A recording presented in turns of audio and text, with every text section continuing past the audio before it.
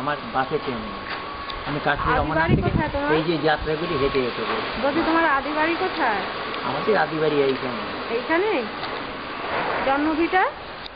জন্মভিটা new Barrackpore, বসিরহাটের কাছে। ওই বসিরহাট বলি কেন, বারাসতের কাছে। কাছ থেকে চলে এসছো তো মা বাবা থাকাকালীন? না, বাবা গত হয়েছিল। বাবা গত হওয়ার পর? ৭১-এ বাবা গত হয়, বাংলাদেশ তখন স্বাধীন হচ্ছিল এই। আর আমরা ৭৪-এ হরিদ্বারে কুম্ভ মেলায় বেরিয়েছি এই ভারত সেবাশ্রম সংঘের ওখানে ভলেন্টিয়ারি করেছিলাম। তারপরে একটা লাঠি নিয়ে তারপরে মনে আসলো ওদেরই ভলেন্টিয়ারি সেই লাঠি, বদ্রিকেদার, গঙ্গোত্রী, গোমুখ। এই আমার পদযাত্রা শুরুর প্রেরণা এইভাবে পেলাম, সম্পূর্ণ গোমুখ পর্যন্ত পায়ে হেঁটেছি। আবার গঙ্গাসাগর পর্যন্ত নিউ ব্যারাকপুরে করেছি। কত দূর করেছিলাম। হায়ার সেকেন্ডারি ছিল সায়েন্স, তখন আমাদের সময় আপনার এই 11 ক্লাসের কোর্স। ওরা 11 তারপরে সুরনাথ কলেজটার নাম শুনেছেন মনে হয়, কলকাতা। কোন কলেজ? ছড়িঘরের কাছে সুরেন্দ্রনাথ বঙ্গ। হ্যাঁ, সুরেন্দ্রনাথ বঙ্গবাসী। ওখান থেকে স্নাতক হয়েছিলাম কমার্স। এরকম বেরিয়ে পড়েছি, কারণ আমাদের সুরনাথে মর্নিং এর নাইটে আমার ছোট বোনও ওই সুরনাথ কলেজ মর্নিংয়ে ওই মেয়েদের কলেজে পড়েছে, ওই স্কুল মাস্টার প্রাইমারি স্কুলের হেড মিস্টার। রিটায়ার্ড হবে, সময় এসে গেছে। আর একটাও একেবারে ছোটটা, সে মাধ্যমিক। 2 বোন আর হ্যাঁ একা? আরো 5 বোন ছিলাম, 5 বোন ছিল, এখন 2 বোন আছে। আর 3 ভাই, 3 ভাইয়ের ভিতরে বড় ভাই গত হয়েছে, আমি আর ছোট ভাই আসা। এই হচ্ছে আমাদের সব বর্ণনা। আচ্ছা আচ্ছা, দিয়ে এইটা ভালো লেগেছে? কত বছর বয়স? ভালো লেগেছে না, এটা এরকম কথা বলেন কেন? এইটা ভালো লেগেছে তা নয়। এটা কি ভালো লেগেছে? না না, এটা অবস্থার ফেরে, সেই অবস্থা অনেক পেটিয়া। আমি তো কেউ সাহায্য পাবো না, সে অনেক উঠে। আমি এখানে 6 বছর আটকা রয়েছি, এখানে এমন শয়তানের পাল্লায় পড়েছি। তাহলে আমার তো এই পদযাত্রা এই চোখ। আমি এখন ভারতে মনে হয় হাঁটতে হাঁটতে ত্রিপুরা চলে যেতাম। আমার তো এই স্বপ্ন ছিল যে সারা ভারতকে আমি হেঁটে হেঁটে ঘুরবো। আমার সামনে আমার গুরু ছিল সন্ত বিনোবা ভাট। আমার জীবনটা ওরকম। আমি একটা বিড়ি সিগারেট একটু খাই না, আমি গান্ধীবাদী, ওই রকম ভাবনায় রয়েছে। গান্ধীবাদী কিনে জানি না, কিন্তু বিড়ি সিগারেট খাই না, বিনোবা ভাট। আর ওরকম বৃক্ষরোপণ করো, গাছই একটা গাছ হাজার জীবনের আশ্রয় দাতা। গাছই জীবন, পরিবেশ সুরক্ষার জন্য কাজ করা। পৃথিবী পৃষ্ঠটাকে আমি প্রদূষণ মুক্ত করতে পারবো না, কিন্তু এই আশ্রমে আছি। এটা আমার দ্বারা প্রভাবিত। আচ্ছা আচ্ছা। কারণ একটা ছোট্ট টুকরো কাগজ দেখবেন না, আপনি খুঁজে পাবেন। আমি তো দেখছি ওই কিন্তু যেই বাইরে যাবেন রাস্তা পাবেন, ওদিকটা পাবেন, ওদিকটা আমি যাই। কিন্তু এই জায়গাটুকু আমি বলছি এইটা আমার একটা ব্রত, যেখানে আছি সেই জায়গাটুকু পরিষ্কার। হ্যাঁ, তাহলে আমি এইটুকু করেছি। নামটা জিজ্ঞেস করুন।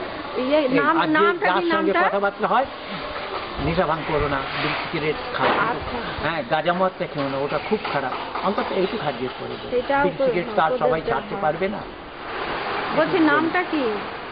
ও কি না, না না, খুব ভালো লাগলো তোমার সঙ্গে কথা বলে। হ্যাঁ, দেখি না নামটা। নামের কিছু না না না, খুব ভালো লাগলো। নইলে এত খবর কি আছে? না না না, বলো। আমি তুমি করি বলছি, আমি দাদার মতো করে বলছি। আমি দেশ দর্শন করি তো, ওই দেশদর্শী যে দেশ দর্শন করি। আসল নাম কি? না না, হবে। আমার ইচ্ছা হচ্ছে একটু ও মানুষ, তা নিয়েও না, আউট করবো না। ছোটবেলা থেকে আমাকে ইনসাল্ট করতো, আর এখন তো করবেই। আমার নাম দিলীপ ছিল। কি টাইটেল? কি কায়স্থ ঘরে? কায়স্থ ঘরে ও সমস্ত মানি না, ওই মানুষের ঘরে জন্মেছিলাম। এই অবশ্যই, সেটা তো খুবই ভালো। আর কিছু করো না তুমি? এই যে বসে থাকো বিশাল সময়, লিখতে টিখতে কিছু মন হয় না? লেখনি কিছু? ওই তো এই লিখেই তো আমি শত্রু সবাই। এইটা তো কেউকে জিজ্ঞাসা করে না, আমার ডায়েরিতে ভর্তি। একটু দেখতে পারেন ওর ভিতরে?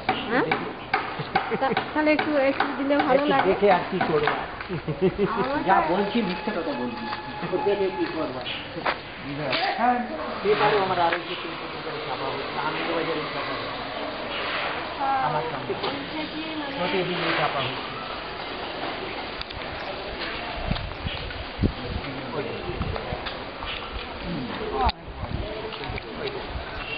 যাবো ও দেখে হবে এটা কি,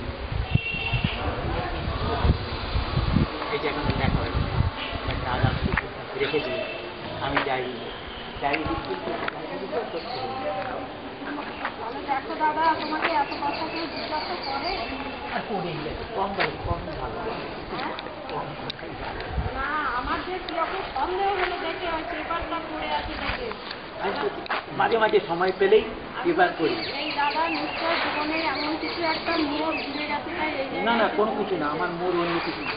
আমার মোড় গোড়ালে এই কত আমি ভালো লেগেছে, কত আমি কিছু নিয়ে আমার যদি একটা চাকরি থাকতো সেই সময়টা, আমার সেই বয়সে, তাহলে আমি চাকরিটা করতাম, তাহলে আমি কমার্স নিয়েছিলাম কেন? আমি একটা কাজ করতাম, প্রতিষ্ঠিত হতাম। মানে চাকরিতে থাকলে পরেই তো আমি জীবনে প্রতিষ্ঠিত হতাম, সংসারী হতাম, বিয়ে থা করতাম, পয়সাই আমার সেটা হয়। এটা করেছি ওই চাকরিতে না প্রাণ এখানে ওখানে দরখাস্ত করে অ্যাপ্লাই করছি, কিছু করে কাজ আমার। পাইনি। কত সালে হায়ার সেকেন্ডারি পাস করেছি?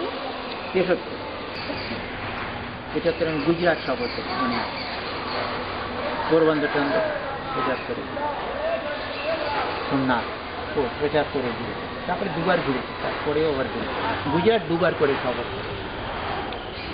কাশ্মীর যাবার আগেও কেরালা একটানা পায়ে হেঁটেছি, তারপর গুজরাটকে ছাড়িয়ে এটা ঘুরেছি। আবার কি দরকার না তা না, আবার ভালো অন্ধ্রে লেগেছে কতদিন গুজরাট, এত কাটালে? ভালো লেগেছে। আর ভালো লেগেছে এই জন্য, গুজরাট প্রান্তে মদ নিষিদ্ধ, হ্যাঁ, এই যাতে ইনকাম হয়, তাই না? এই মমতা তিনি মনে করবেন না, মমতা তো ওই যত মদ বেশি বিক্রি হয় তার জন্য উৎসাহিত করতেন, তখন তার রাজকোষ আটকমের তো শেষ নেই, মদের তিনি প্রচুর পান। তো পুজোর সময় যাতে 100 কোটি টাকা বা এরকম কাছাকাছি এত কর পাওয়া যায় মদ বিক্রি করে, পেপারে তাও দিয়েছিল, বিরাটে নিয়েছিল। এই তুই কংগ্রেস হোক, হ্যাঁ, আর যে সরকারি হোক, এখন বিজেপির আন্ডারে মোদির ইচ্ছা আছে। তো আমি সেই আগের কথা বলছি, এখন আবার ভুল পাল্টে গেছে কিনা জানি, মনে হয় গান্ধীজির দেখে কবিতাও একটু পড়তে শুনেছি। তাই